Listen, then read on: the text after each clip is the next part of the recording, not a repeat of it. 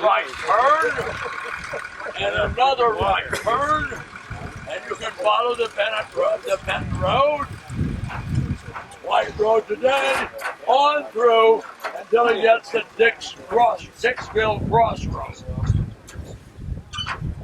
Again, you can also see, as you look to the right and to the north and east, you can see the cemetery.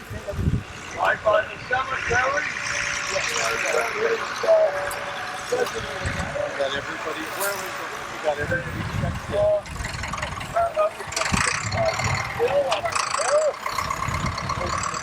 What are you now? What is happening now? Rousseau. Little Rousseau is a contestant, a lawyer, a veteran of the Mexican War. His will be the first division of General McCook's men to arrive on the Dixville Road. He will arrive in the area first and establish his headquarters near the Russell House, which is about a half a mile and one ridge beyond it. And when he arrives there, this is going to be early. Can't use these sequences. Until he gets by.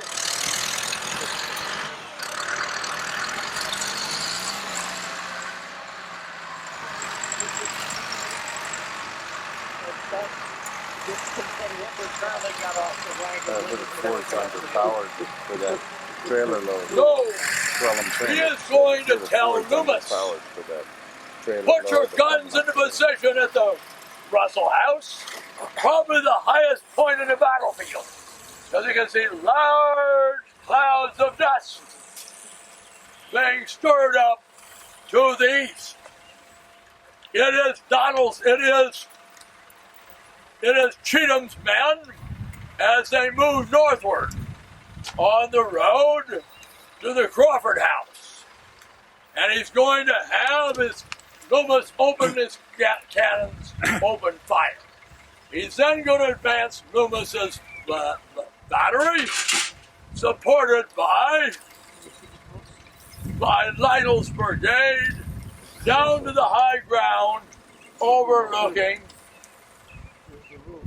the bridge across the Doctor's Fork near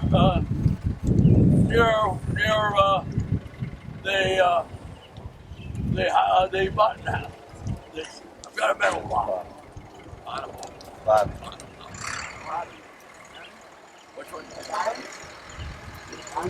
Bottom house. And that's where the artillery fire is going to start. Not up where, as Will pointed out, not up where Donaldson expected the fighting to start. So Starkweather, commanding one of the three brigades in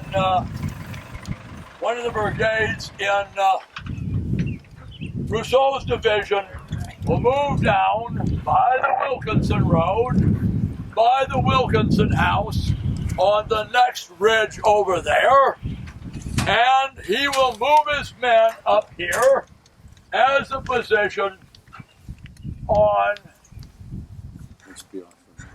where Parsons Battery comes under attack. And when he takes position here, he's going to position two batteries.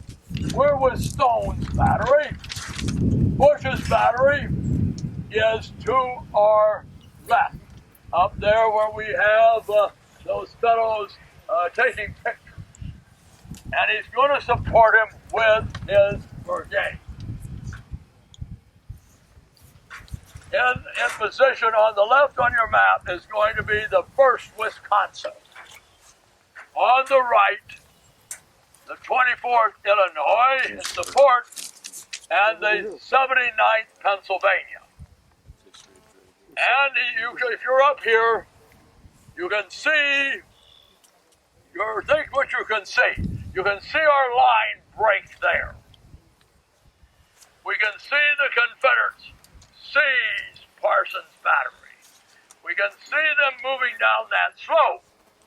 We can see Terrell's men with panic in their eyes, fleeing in front of them, some of them halting and joining the 21st Wisconsin in the corn.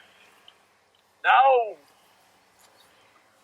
our first big battle, and you can see why the Wisconsin boys are going to be not only having the enemy in front, they're going to get friendly fire in the rear from these fellows up here. Now, when we, as speaking as Confederates, as Tennesseans, and those guys in the 41st Georgia, break the Yankees down there, drive them out of there, our next task is to drive them off this ground here. 12 cannon, not 8 cannon, veteran cannoneers.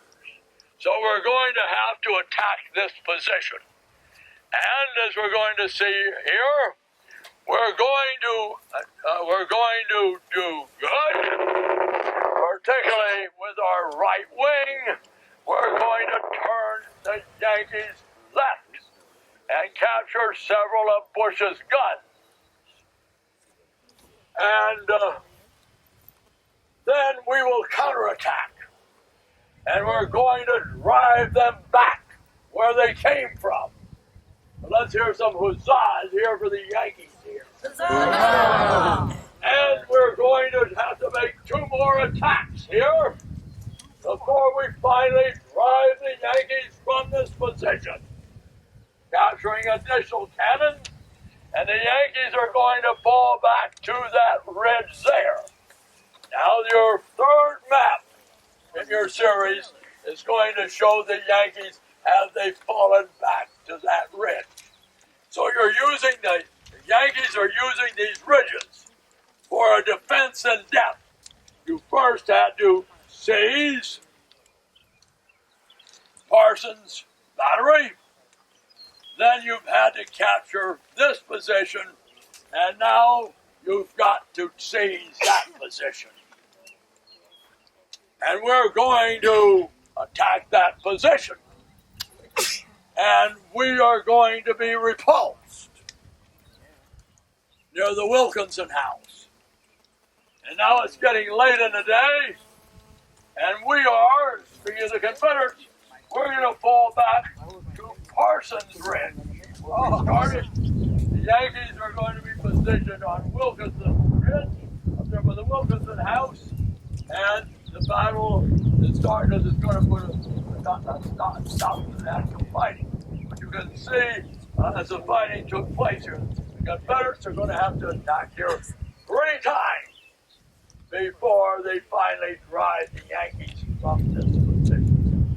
And as Will and Dolly is going to read this one quote, that the ground is going to be slippery with blood as they fight and advance up that slope after the first, second, and third time. So we'll go down here and let Will decide where he wants to talk. Go down. This way? Yes. Up here, I really have nothing to add about the tactics. We are now standing on the point where the 1st Tennessee came up and had that hand-to-hand fight with the 1st Wisconsin. Look at one of your maps that's going to show them coming in on the flank. Right up around the north end of this knob here. And normally we don't share Sam Watkins quotes only because everybody has read Company H and you're familiar with them. But I think in this case we'll break our rule, and Sam Watkins of the 1st Tennessee describes the fighting here as more obstinate than I had ever seen before or since. Now that's quite a statement, writing in his memoirs that this was the most obstinate fighting of that storied man's military career. The guns were discharged, he said, so rapidly that it seemed the earth itself was in a volcanic uproar. The iron storm passed through our ranks, mangling and tearing men to pieces. And you can see that as soon as those 1st Tennessee guys came up over the defilade, right here at the military crest. You can see where the guns were. They come up over that position. You can see why Watkins says that our men were dead and dying right in the very midst of this grand havoc of battle. And that's the quote from which Ken No takes the title of his book, Grand Havoc of Battle. Another incident that occurs up here, this is right here at this position at Bush's Battery. Another member of the 1st Tennessee. One ball struck my clothes lightly. One went through my coat sleeve, and one through my coat pocket. One took off my cartridge box. One went through my haversack, and the next one brought me down while in the act of loading. It struck me in the thigh, and I dropped my gun and walked about 20 yards, and then commenced to crawl. The guy was shot 5 times right here at this local position. Terrell, of course, is mortally wounded up here as well, and Ed mentioned that. I have a description from a man named James Connolly, who we referenced earlier, one of those staff officers. He said, I was the only one with General Terrell. I raised him to a sitting position and saw that nearly his entire breast was torn away by a shell. He recognized me, and his first words were, Major, do you think it's fatal? I knew it must be, but to encourage him, I answered, well, I hope not, General. He then said, my poor wife, my poor wife. And he would die shortly after midnight that night. And as Ed indicates, this pretty much ends the fighting at what we'll call the north end or the Federal left end of the Battle of Perryville. The casualties up here were tremendous. I don't have the photographic memory that Ed does, so I'll read you the statistics. The Federals lost 2,100 men, or 23% of the force engaged at this end of the battlefield. Cheatham lost 26% of his men, or 1,362. Starkweather's brigade up here on this hill, 32% casualties. Nady's brigade, the one that took Parsons Knob and then had to attack down into the cornfield again, 38% casualties. So this was, as you have read and are aware, Perryville for a relatively small-sized battle. The Federals are going to have only 5 brigades actively involved in the main part of the battle, bring up a couple late in the day. The Confederates are going to have about 10 brigades involved. So this is not a huge battle of corps versus corps.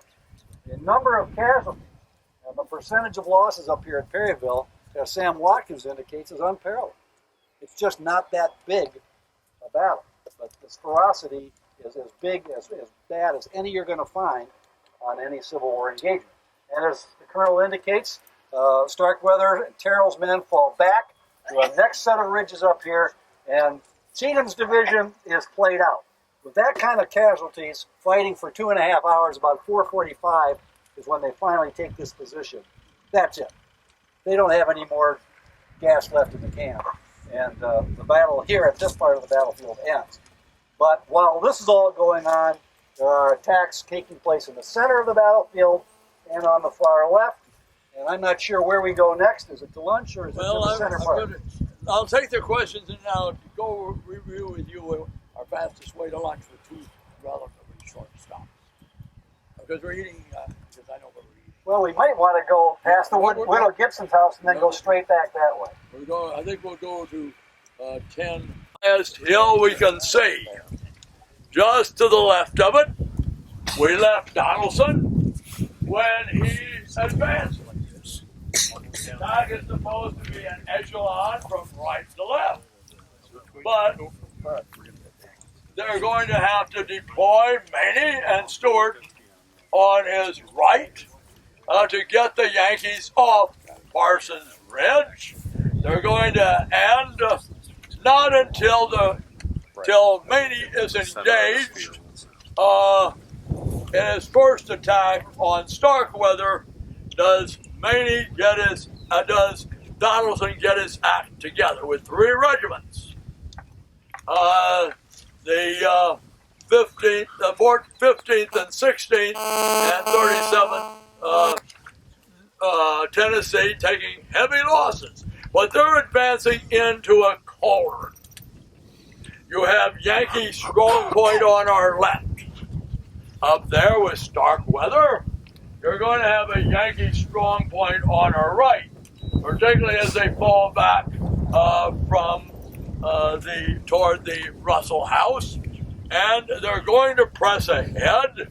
And there is the Whittier Gibson house out in front of us there, and there they'll reach that point, but they'll be unable to hold it, and the Union will force them to fall back.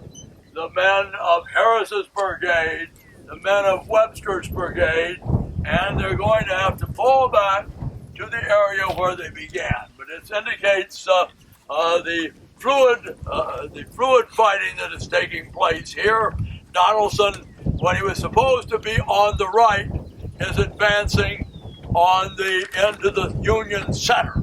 So he, who was originally supposed to be the right of Cheatham's division, is the left of Cheatham's division as it moves forward, indicating a loss of control, command and control, but still determined fighting will carry them up to the Gibson house where the Whittier Gibson lives, and the Whittier Gibson will be will realize that it's not a good place to be, so she, being a resolute widow woman, and with her children, will cut a hole in the floor of the house, and they can crawl between the floor of the house and the ground, and thus will survive the battle, and their house can be used as a hospital afterwards, and we'll turn it over to Will and see what questions you have, and then we'll march on to Chow Hall. Well, I don't want to be the guy standing between this group and lunch, so I will be very brief. This is a great place to stop, actually, on our tour because it wraps up the last of the three Confederate brigades attacking on the Confederate right, with Donaldson's men coming from my left, as I'm facing to the south here, we'll call that east, my left, and across this ravine, as it is described, with the high water mark being on the ridge where the reconstructed log structure representing the site of the Whittier Gibson house is located. Now, during this assault, again, you can imagine what is happening to Donaldson's men. We are to the west of Parsons Knob.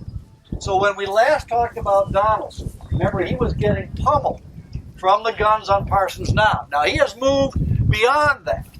And now that's no longer a factor, and plus Mania is taking it. But now he's moving into this ravine, and he's getting the same treatment with artillery fire from his left. Actually, I point this way, his left there, and infantry and artillery fire to his right and to his front. The same sort of problem he faced when he first made his assault. As a result, as it indicates, the casualties here are terrible. The 16th Tennessee loses 60% of its men in this assault. And they get as far as that ridge in front of me, and that's as far as they can go. And they fall back. Just a couple of quick quotes, and then we'll be done. This is from the 16th Tennessee. We were ordered to halt and reform after making our initial assault. We were in sight of the enemy, and it looked to me like the whole face of the earth was covered with Yankees. 3 batteries of cannon and a brigade of the enemy were directed at our regiment, and the boys were falling dead and wounded all around me, and I thought all would be killed. Some of my schoolmates, playmates, neighbors, and friends lost their lives in this fight.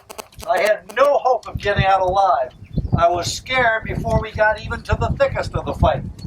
There was a battery on our left that was giving us grape and canister, and that would be Simonson's battery. You can see some of the guns up there, the far left on the hill, my left in front a little bit. And the bullets were singing around us. A man was standing just in front of me while I was loading my gun, and I happened to have my eyes on him just as canister struck him in the breast, and I saw the white flesh before he bled. He was a dead man. So this was a real ravine of horror for Donaldson's brigade as it crests at the Whittier Gibson house and then falls back. So now we've pretty much wrapped up what we would say would be extremely sanguinary, but tactically indecisive fighting at this end of the battlefield. The part of the battlefield that was designed by Bragg and Polk to be the fulcrum, to be the point where the Union Army would crumble, now becomes the less relevant flank. And after lunch, we'll go down farther to the south, and we'll see where the real Confederate victory is won, not the futile fighting up here. Questions? Stewart managed to get from the left, Donaldson's left to right. Stewart is still on Donaldson's right. Stewart is between Donaldson and Maney. He's in that little ravine that's right on the other side of this. We didn't stop and talk by because we could see the leer of hunger. Yes. Now, if you're in Donaldson's brigade, this is 100 yards in front of us, and see that second ridge in the distance. See the second count? When we can see that marker, go to the next ridge behind it. Very important that you see it. Because you're going to understand the problems Lumsden's battery is having. Now, again, you people standing back where you people are, if you look immediately to your right, you can see you can see right now. You want to see that road that we came out on? That is the road that we came out on. Remember when Will and I had you up at Donaldson the first time? I pointed to that barn, the old barn. That's it. Right behind that old barn is a road down into Walker's Bottom. And that's how Donaldson gets here, that's how Stewart gets here, and that's how Maney gets there. Passing by the old barn. Now these people standing back there, you should understand why I walked up here, because if you're standing back there, you cannot see that barn. And there's where we were on our first lecture today. That's where we were, 30 yards behind the Donaldson granite marker. That's where we started.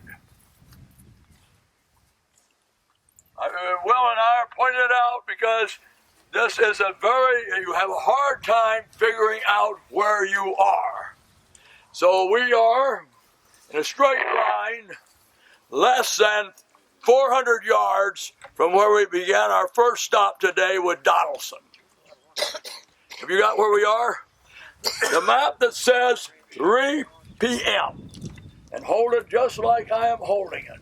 And we are at Lumsden's battery. Now where those buses are parked. Those buses are parked near where the Union artillery first goes into position, right above the Button House.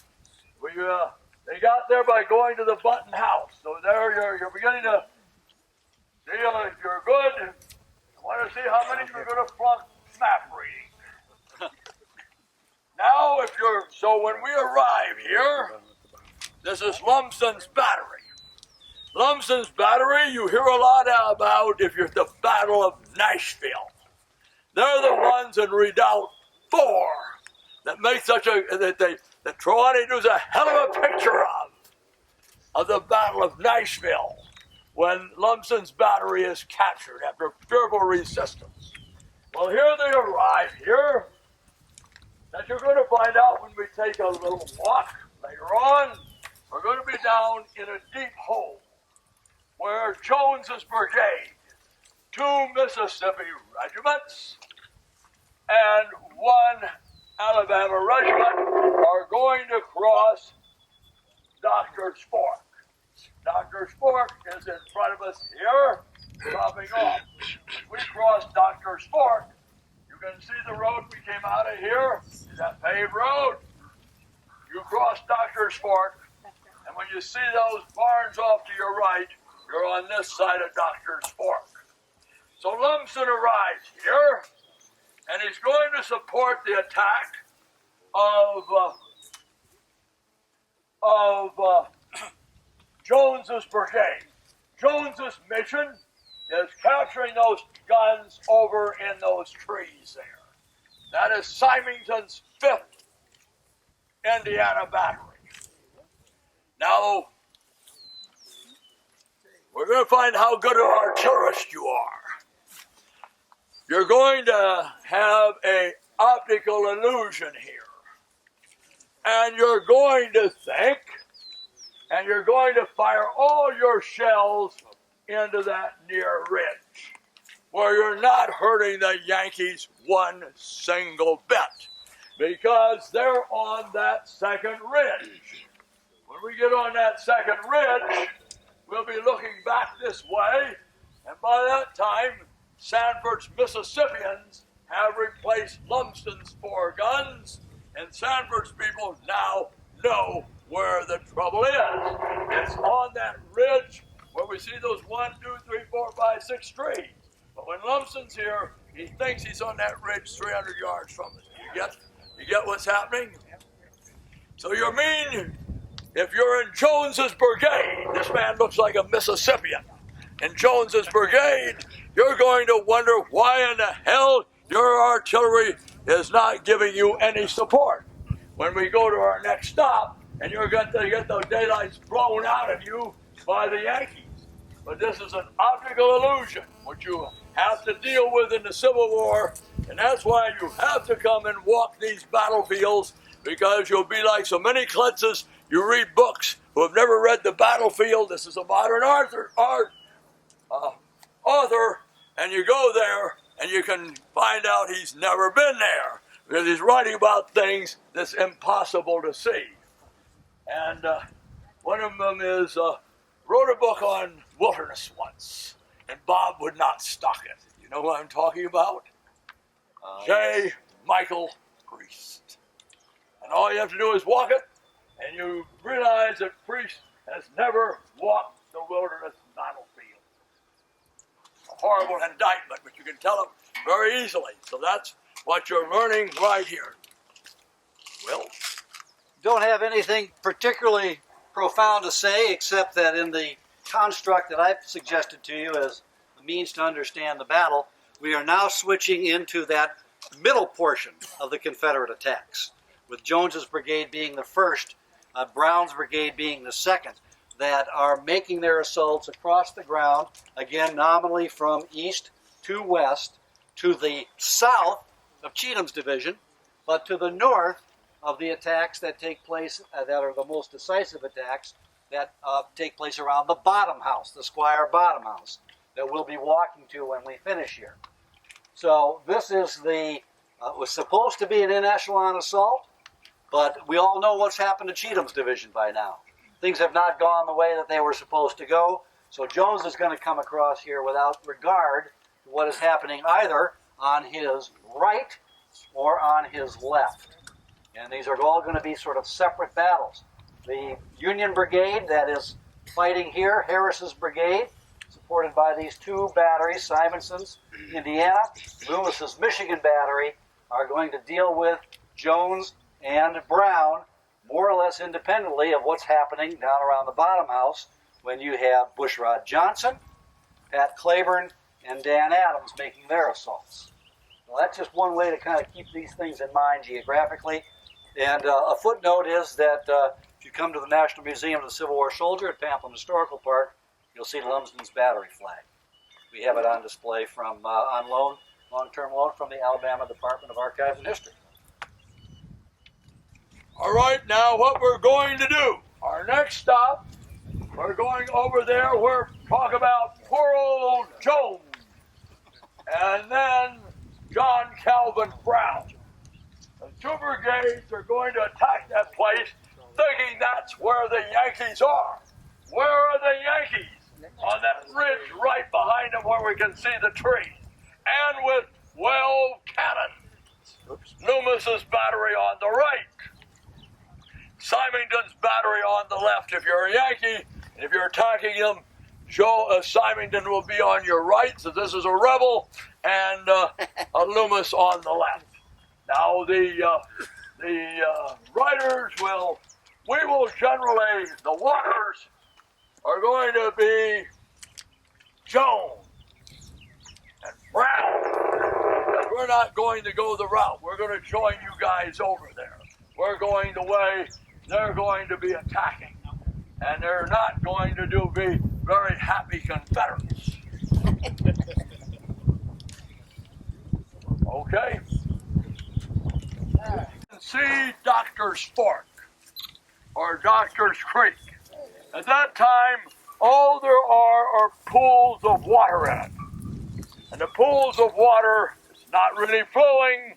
The pools of water are covered with green scum. And lots of a lot of wigglers in it. But if you're thirsty, you're there's fresh meat.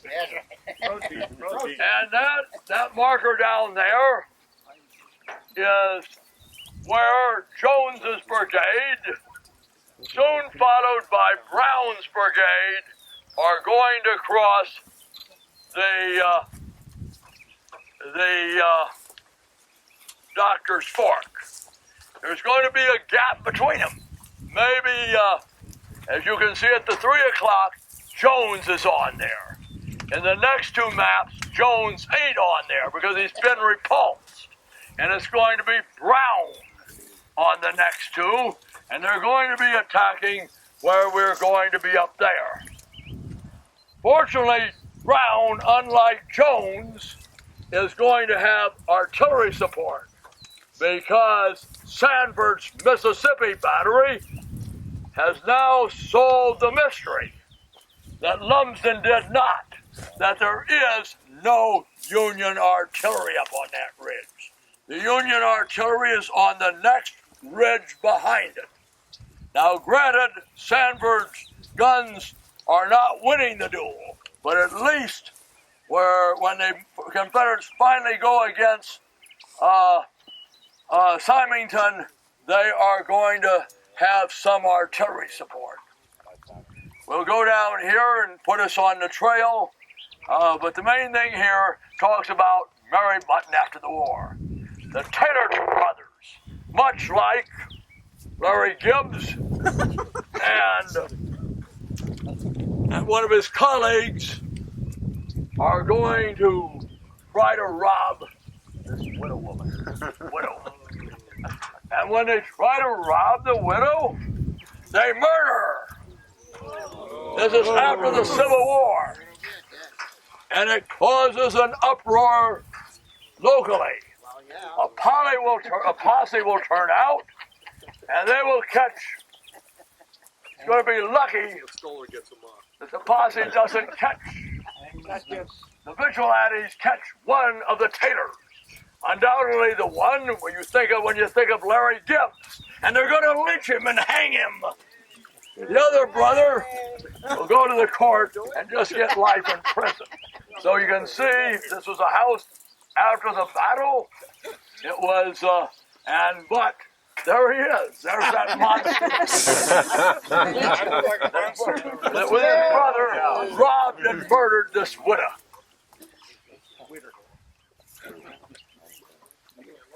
What do you got to say for yours, Gibbs? I look like a monster. Oh,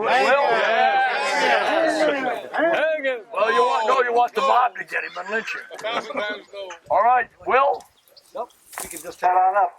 Okay. I think the one thing that is obvious to us by being out on the ground is the similarity here, terrain-wise, with what we encountered this morning at the right end of the battlefield, the north end of the battlefield, which is Confederate attackers approaching the area of fire in defilade behind a ridgeline.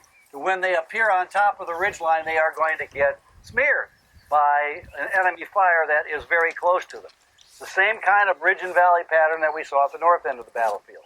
And this is the kind of thing you can't really understand by looking at a two-dimensional map in somebody's book. It just doesn't make sense. J. Michael Priest would do well on this. It'll be pretty clear to us as we, unfortunately, the staff says that you think we can? Well, we're going to maybe do a little bit better historical walk rather than make the long, easy grade up the hill, is go up the way the Jones's men went up. And when they arrive at the top of this ridge, you'll get we have some quotes for you, you'll get a pretty good idea of what's ready for them when they get up there. Because you're going to see that ridge where those 7 or 8 trees are, which is 300 yards beyond this ridge. From this point, you can just see the tops of the trees back there. Okay? Any questions, folks? They can see that whole far slope. They know And you're coming. Harris R. and those 2 batteries. And they're wasting all their ammunition because Symington is there and Loomis is down by the bus. So you can see, wait till everybody gets off. That's the bus, that's the tractor marshals signal when the people are not getting off so we can know when to start talking. So we're going to have a marshal on each of the trainer sets because some of the people don't respond as fast as they ought to. Oh, wow. That's good. Right there.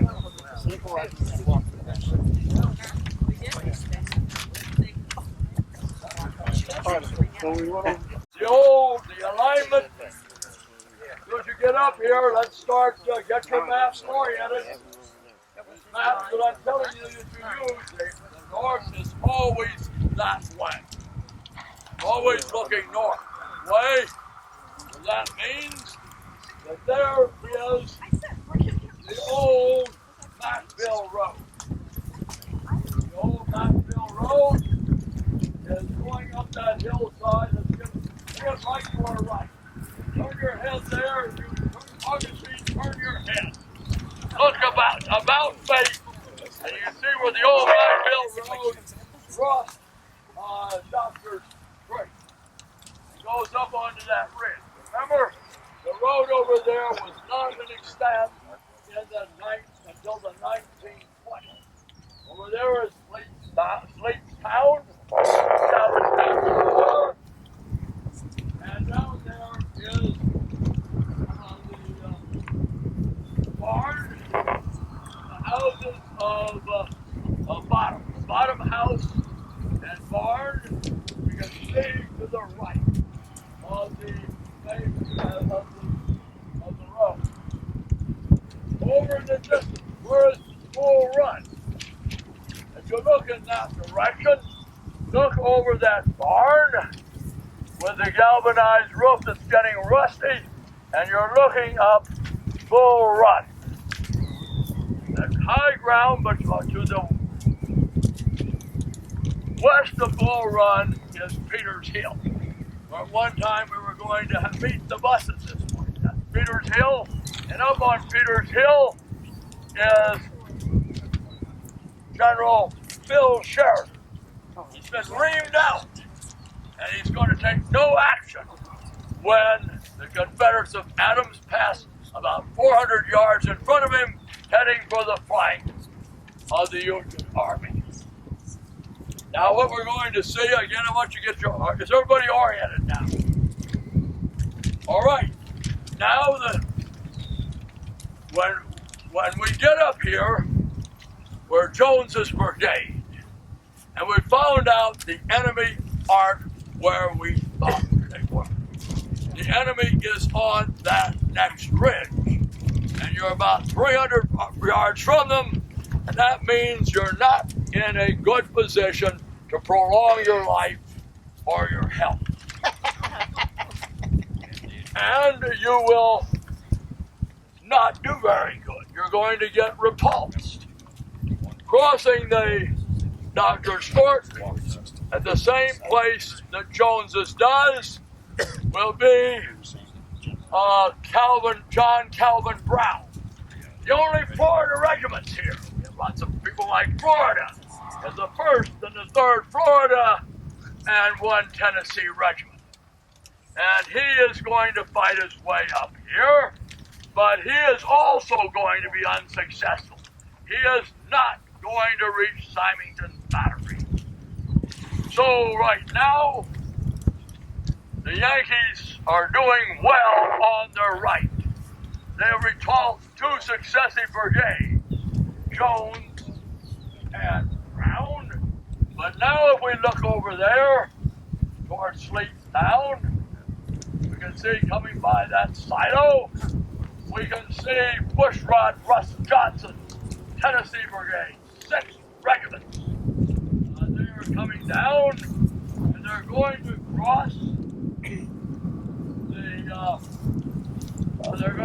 Dr. Stork, both of them downstream from the Macfield Bridge, some upstream.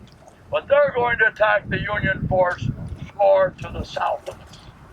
And we're going to we don't forget, Donaldson is still around. We heard about Donaldson getting repulsed when he advanced as far as the Gibson House, but he's going to come back again. And that means if you're in Symington's battery, you're going to have soon rebels to your rear, rebels to your left, and rebels in front of you. And you're going to have to get your keister off of there. Well, A couple of Will's going to have some eyewitness real good accounts ones for you here.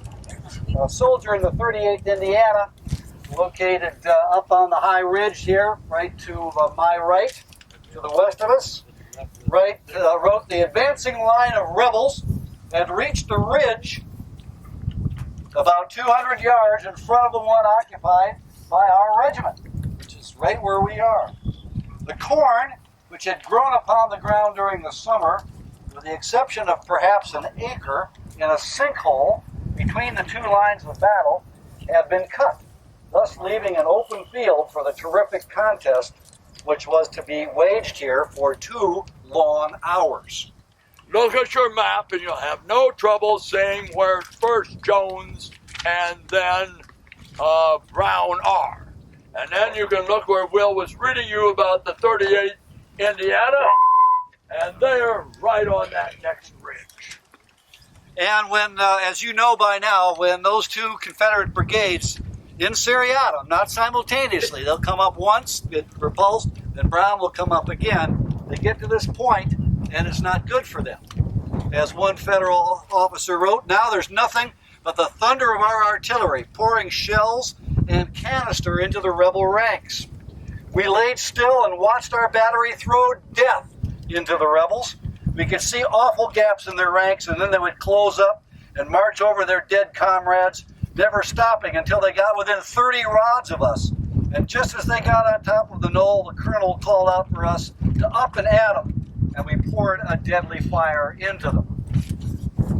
And so forth. Neither of these assaults by Jones or Brown are going to be decisive in any particular way. Ed pointed out the one advantage that these two brigades that bled so badly up on this ridge contributed to the Confederate effort, and that was to exhaust the ammunition of these Hoosier artillerists who were up here.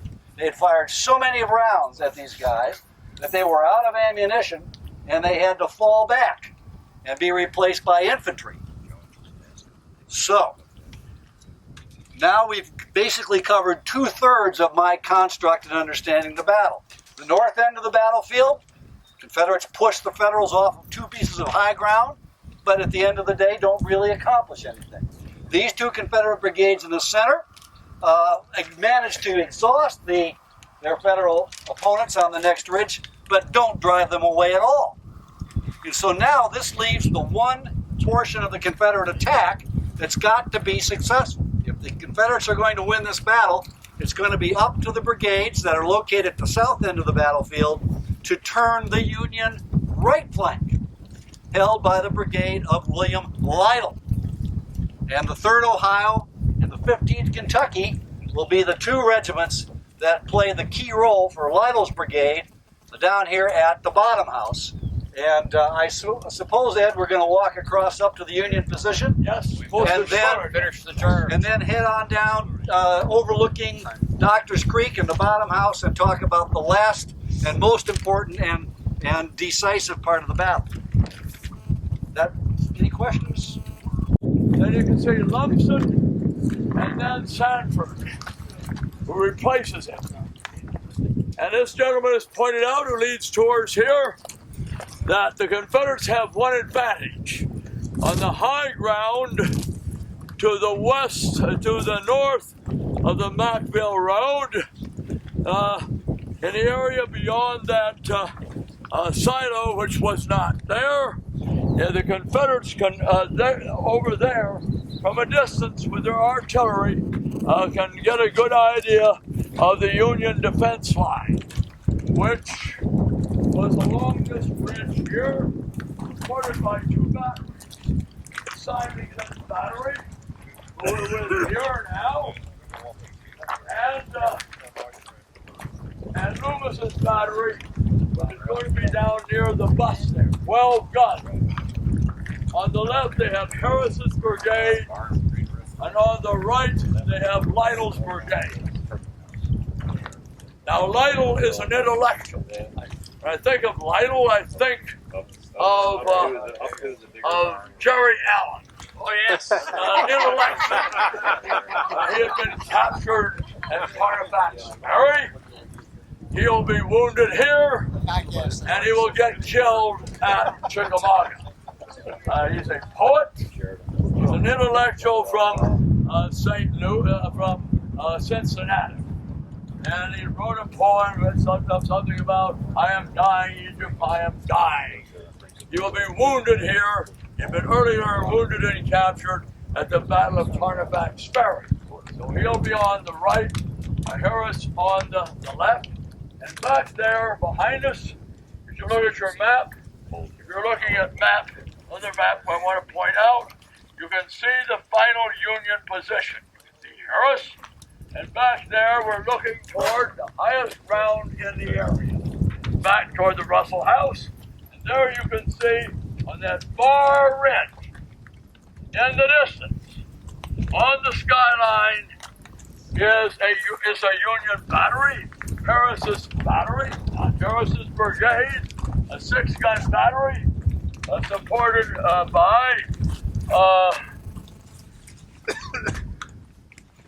supported by William Webster's brigade.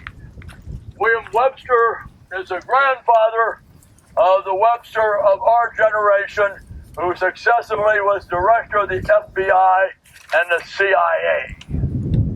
He also had a diary, but it's never been published, and I wonder why he doesn't publish it in letters. They're a lot better than from his grandfather. They're a lot better than diaries and letters that get published. But I guess he never got around to getting it published. So here, of course, you're going to see there are just too damn many rebels. So we're going to have over in back of us there, moving toward over through there is Mrs. Gibson's house, and who's back there now again? Donaldson's brigade. We have Brown's brigade to the front. We have Bushrod Johnson's brigade. You have the infantry getting short of ammunition. Symington has fired up over 900 rounds of ammunition, and it's getting short of ammunition. And this is where the Union position here will collapse. When it collapses, it's going to collapse from right to left. From Lytle, the 15th Michigan, the 3rd Ohio on the right rather than on the left where we are. So if it collapses from right to left, you're left isolated out here with rebels to your front, rebels to your right, and rebels to your left and getting into your rear. And I'm sure Will has some good descriptions here because Symington usually is pretty good at publicizing himself, which is worthy.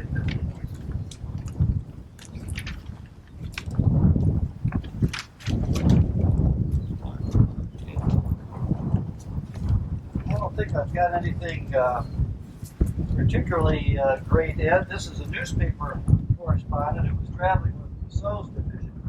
He talks about the situation up here. It said the position occupied by our batteries, speaking of Loomis's and Simon's batteries here along the ridge, was peculiarly favorable for operating against the enemy should he endeavor to cross the open space in front of them, as we have just understood. But it was at the same time exposed and dangerous if the enemy should, previous to charging, open fire with his artillery from the position upon the hills. At the foot of the hill, just behind the battery, was stationed Rousseau's division with Colonel Lytle and Colonel Harris and the 28th Brigade of Colonel Starkweather. And as Ed indicated now, in trying to visualize this battle in brigade-sized terms, we've been talking about consistently all day, talking about Confederate attacks that come from nominally east to west, including the positions right here with Jones and Brown. But now, as we move down the ridge to the south, where the buses are parked, and you can see that they're heading downhill to the valley of Doctors Creek, we're going to head back down there, and the Confederate attacks are now going to switch from being east to west to sort of south to north. So when Ed talks about the Union line collapsing from right to left, you have to imagine the Union line refusing its flank here. So it goes across the Macville Road and takes position on the other side of the road looking down on the creek. So this Union line has been running straight from where we started down this ridge line. It's going to curve around to take advantage of the high ground overlooking the creek above the Bottoms house, and it's from that direction, across the creek, against that high ground, that the decisive tactical victory the Confederates have here in rolling up the Union line is going to occur. That makes sense on your maps, and when we get down there, I think you'll see it pretty clearly. Any questions, folks? You got a lot of time. We're not gathered for time, and we're not going to leave Perryville hopefully till 5 o'clock. So there's no rush to get through the back. As we find out on the 30th of August, he's going to be luckily that he's giving an order, and everybody has his mouth open wide when he gives an order at the Battle of Richmond. And a bullet is going in one cheek. Fortunately, his mouth is open, not to catch flies, to give an order, and it comes out the other cheek.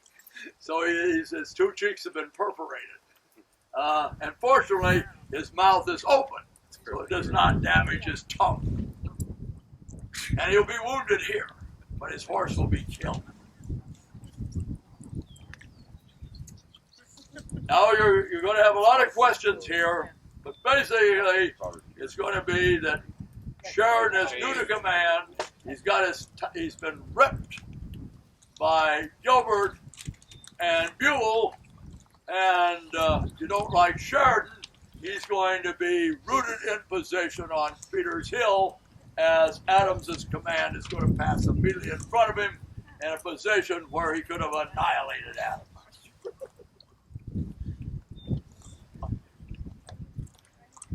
The only bad thing about this map is, and I know why they do it, they would have had to reduce it too much if you extended it down to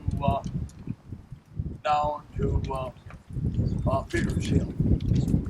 You've got to look at an inset map. All right, we'll get a good view of Peters Hill in our next up. No other questions. All right, we will go down here. And this is where Rousseau takes his initiative. McCook's men have arrived on the field. McCook was at Macville and has spent the night of the 7th and 8th. Since he isn't up, the orders that Buell gives, recovering from the time the horse fell on him at the Dorsey place, if he wants his men to close up, he'll give his sore back and leg 24 hours to recover as he thinks about what he's going to do on the 9th. He plans the battle for the 9th. McCook will arrive on the field by the Macville Road by 2 p.m. And he goes down to report to Buell, who is bedridden down at the Dorsey house, in his headquarters. And while he's gone, he leaves orders with McCook, with Rousseau, the ranking division commander, not to bring on a battle.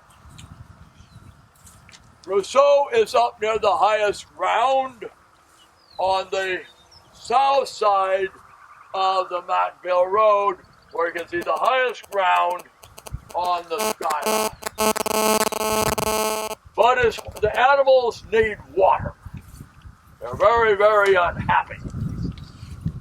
And knowing, having learned from guys, Confederate Union cavalry, that there are pools of water in Doctor's Fork, which is just below us here, where we can see the bridge. And Doctor's Fork, how does it arrive in the area here? That bus has the watercourse of Doctor's Fork blocked off. So it passes around here. We can see Doctor's Fork, the line of it with the trees, and it begins in that direction. The stream that we can see going north and behind the bottom part, where it is now, is Bull Run. In the distance, we can see the traffic is moving along the new alignment of the Springfield Road. So, on his own initiative, Rousseau, during McCook's departure, sends Loomis forward here. And Loomis is going to set up his guns here first. His 6 guns will be the first to arrive, and they're rifle guns. Symington's will arrive second.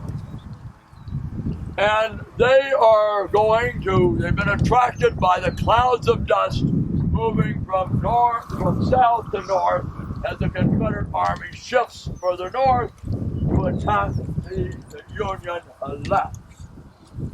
And there will be an artillery duel will begin here between first Loomis's rifled guns, then joined by Symington's guns up there, 12 in all. 6 rifled guns and 6 smoothbore guns. And they're dueling with several Confederate batteries. Over there we have Barnes' battery on the high ground over there. Unfortunately, it is off the map. It's going to be on the high ground in the distance, and near those cedars that we can see along this fence line is where Garden's battery is. So there'll be an artillery duel taking place as the Confederates move into position in Walker's Bottom to attack. Now, other important things to notice here, besides the bottom house and the bottom barn, which is not going to be on that location. It's going to be further to the north. The high ridge we can see to the left of the front of that barn. In the area of that high ground far south of us is Peters Hill. Now, as you look toward Peters Hill, you can see a green roof. See a building with a green roof there? That is where Phil Sheridan is with his division of troops. 3 brigades. And earlier in the day, they had advanced across Bull Run, guiding on the Springfield Road, driving before them St. John R. Liddell's men. In a skirmishing, artillery used. The Federals will eventually use 2 batteries of artillery. They will use all of Sheridan's division. The division commanded by Chucklehead McCook's older brother, fighting Dan McCook, in which there are lots of Illinois boys in. Then the brigade commanded by Libel, 2 Illinois regiments, including the German-speaking 44th, and 2 Missouri regiments, the 2nd and 15th, and finally Gruzel's brigade which includes the 36th Illinois. And he will, using this, it's like a baseball bat hitting a net, as they push Liddell's men back across Bull Run and advance to the high ground overlooking Perryville. When Sheridan is going to get breathed out. Sheridan has been a brigadier general less than a month. He's been in the command of a division less than a month. And his orders were not to bring on an engagement. At the time they learned that, Gilbert, who's made the remarkable promotion by snafus of the bureaucracy from captain to major general, is meeting with Don Carlos Buell back at the Dorsey House, and they suddenly hear that sound of the firing. Buell can hear it, artillery fire, because Liddell has one battery of artillery, the Warren Artillery out of Vicksburg, and McCook and Sheridan has 2 batteries of artillery and his entire division in action. They can hear it. There's no acoustical shadow that way. And Buell explodes. Sheridan has brought on a battle. And my orders were, we're not going to bring on a battle till tomorrow morning when all are men up. So Sheridan is going to get his knuckles wrapped very hard. He doesn't have his close connections with U.S. Grant at this time. In fact, U.S. Grant probably does not even know him. And he will be told to get your tail back up onto Peters Hill and do not do anything to bring on action. It's interesting. You have to know that to understand what is going to happen later in the day. Now, of course,